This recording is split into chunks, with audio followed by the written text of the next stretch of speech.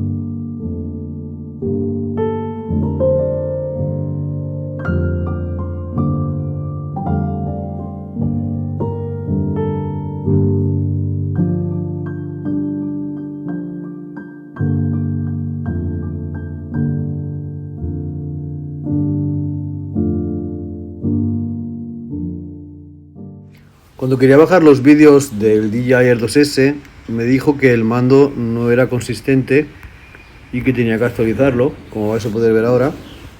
Incoherente, así que tengo que actualizar en primer lugar el mando para poder conectar el Air 2S con el mando del DJI Mini 2.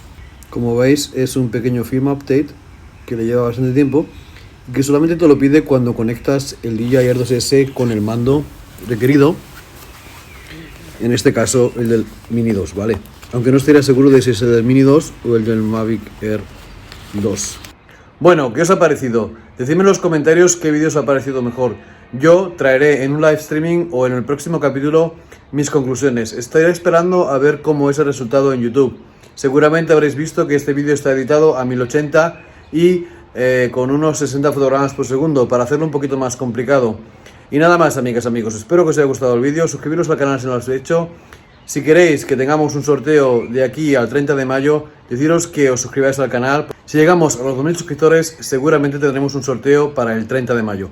Nada más, amigas, amigos, muchas gracias y nos vemos aquí en Castor Tech en un próximo capítulo. Chao.